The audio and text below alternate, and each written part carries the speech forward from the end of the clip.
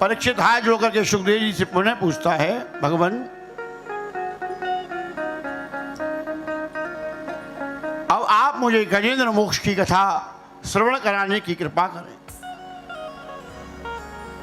सुखदेव जी कहते हैं, राजन आसीद गिरिवरो राजम,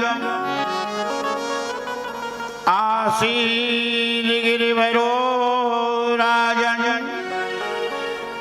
त्रिकूटाय विश्रुतः क्षीरोधेनावृता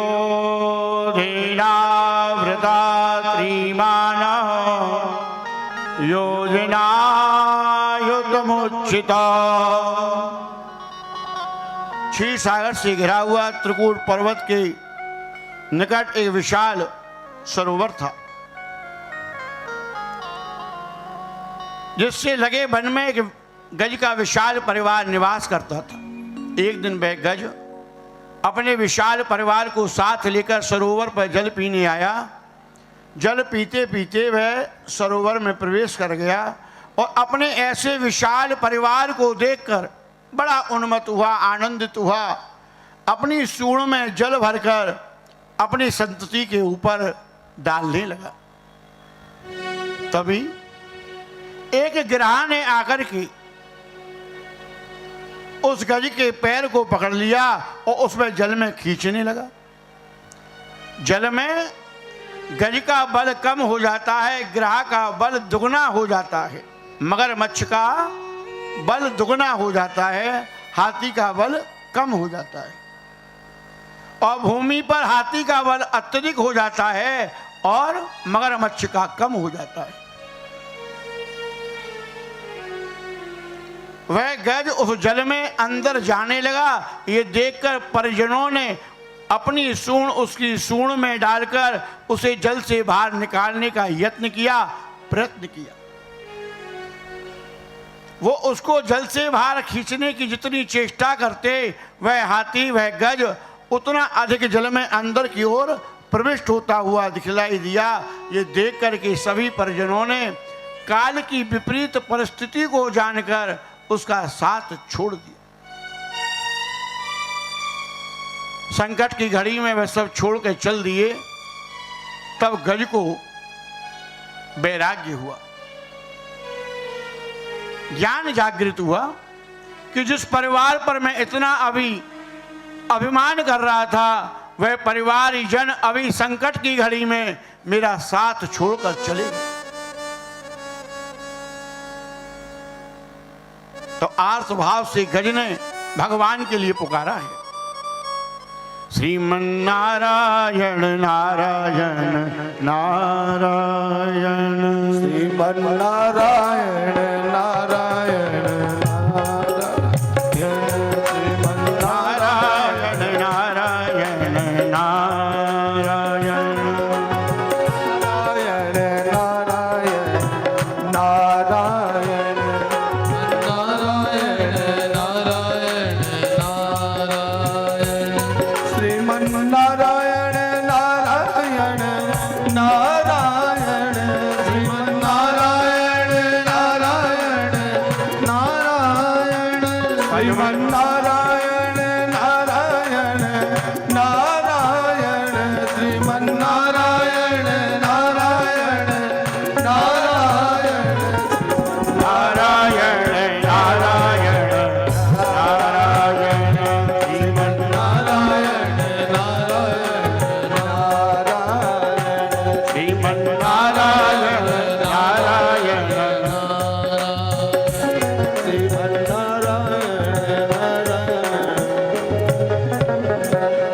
पुकार रहा है गज भगवान के लिए। भगवान यदि अब आपने तनिक भी देर की तो ये गिरहा मेरे प्राणों का हरण कर लेगा। मैं आपकी शरण में हूँ भगवान। हे गोविंद हे गोपाल हे गोविंद हे गोपाल, अब तो जीवन हार। हे गोविंद हे गोपाल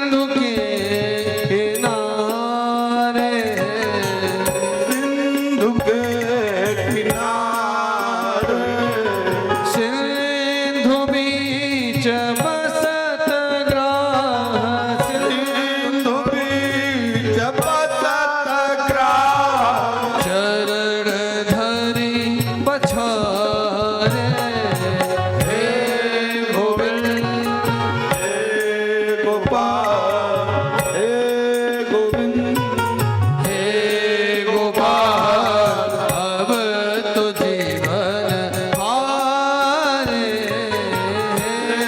गोविंद हे गोपाल अब तो जीवन हारे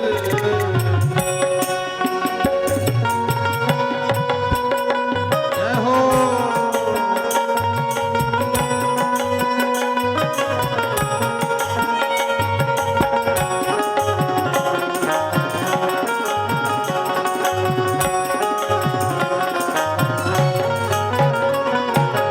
चार प्रहर युद्ध भयो चार प्रहर युद्ध भयो ले गयो मझधारे ले गयो मझधारे नाक कान डूबन लागे नाक कान डूबन लागे कृष्ण को पुकारे हे गोविंद हे गोपाल अब तो जीवन हारे हे गोविंद हे गोपाल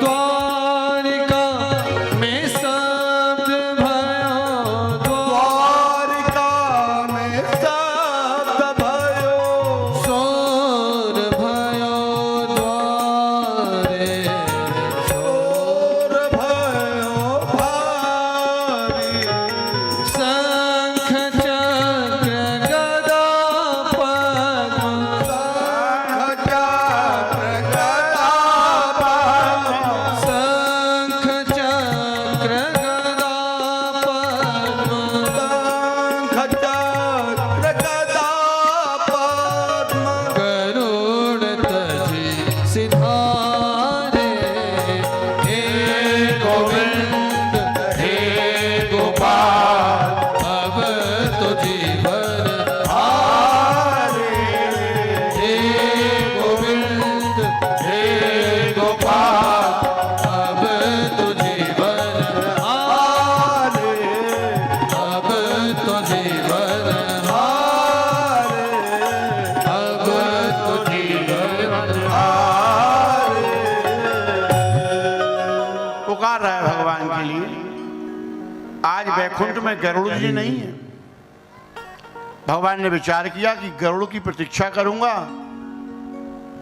तो मेरे भक्त गज के प्राण पखेरु उड़ जाएंगे। भगवान नंगे पैर भागे हैं। भगवान भक्त वत्सल हैं, दीनानाथ हैं, बड़े दयालु हैं, कृपा के सिंधु हैं।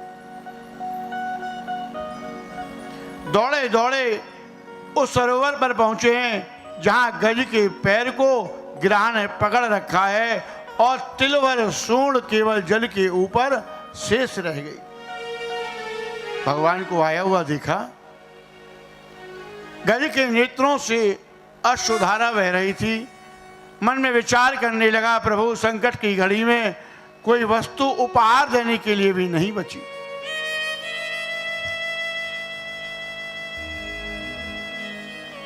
तभी गज की दृष्टि सरोवर में खिल रहे एक कमल के पुष्प पर पड़ी। अपनी सूंड से कमल का पुष्प उखाड़ा और भगवान गोविंद के चरणों में अर्पित कर दिया। पत्रम पुष्पम फलम तोयं यो मे भक्त्या प्रयच्छति। भगवान ने ऐसा वर्णन भी किया है। मुझे किसी की माया नहीं चाहिए, धन संपदा नहीं चाहिए, भोग वस्तु नहीं चाहिए, मुझे तो केवल भक्त का स्नेह चाहिए, प्रेम चाहिए। पत्रम पुष्पम फलम तोयम, श्रद्धा से पत्र पुष्प भी अर्पित कर दे, वही मेरे लिए अत्यधिक होता है।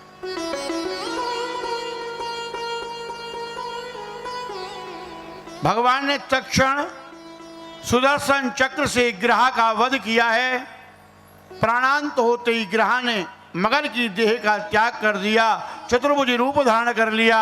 बैकुंठ से विमान आया, भगवान को प्रणाम कर विमान में बैठकर बैकुंठ को चला गया। भगवान ने गज की सूंड को पकड़ के जल से खींचने के लिए बाहर निकालने के लिए प्रयास किया है, स्पर्श किया है। तत्क्षण गज ने उस गज की देह को त्याग दिया है, दिव्य रूप धारण कर लिया। आकाश से पुनः विमान आया है, उसमें बैठकर वह भी भगवान के चरणों में प्रणाम करता हुआ बैकुंठ के लिए प्राप्त हो गया। परीक्षित को शंका हुई, सुखदेव जी से पूछी, भगवान ये ग्रह पूर्व जन्म में कौन था, किस दोष के कारण ग्रह योनि को प्राप्त हुआ जिसका वध करने के लिए भगवान को आना पड़ा? ये गज पूर्व जन्म में कौन था जिसकी रक्षा करने के लिए भगवान को आना पड़ा और उसने भगवान के हाथ का स्पर्श प्राप्त करते ही गज देह का परित्याग कर बैकुंठ को प्राप्त किया। सुखदेव जी कहते हैं, हे राजन,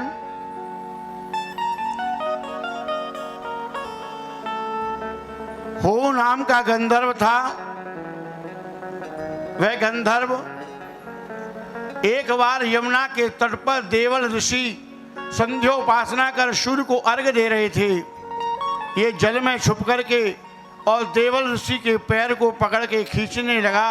इससे मुनि को क्रोध आ गया और श्राप दे दिया, अरे मूर्ख, तू क्या हमारे पैर को ग्रह के समान, मगर के समान पकड़ के जल में खींचता है? जा, तू मगर योनि को, ग्रह योनि को प्राप्त हो जा। इसने देवल ऋषि के चरण पकड़ लिए, मुनिवर अपराध को क्षमा करें,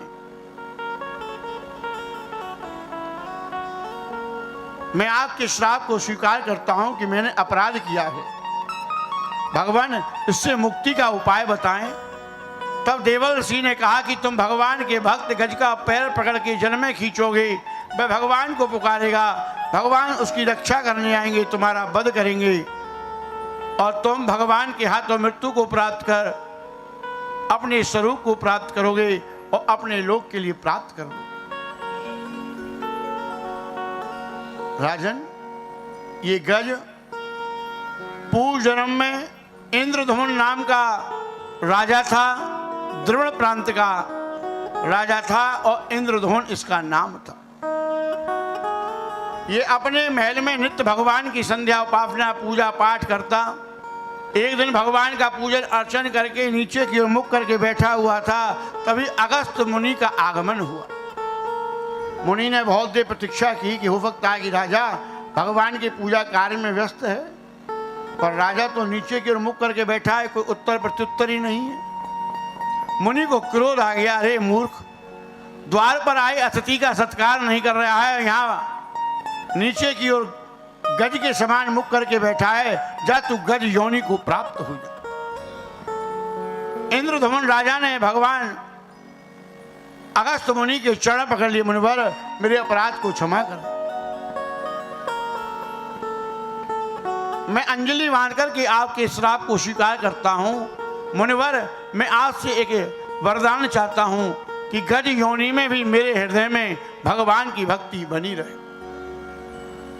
अगस्त मुनि ने कहा, तथास्तु। इसी कारण हे राजन, गज योनि में भी उसके हृदय में भगवान की भक्ति थी और संकट की घड़ी में उसने भगवान को पुकारा, और जो भगवान को पुकारता है तो भगवान का स्वभाव है कि वह उस भक्त के पास पहुंच जाती।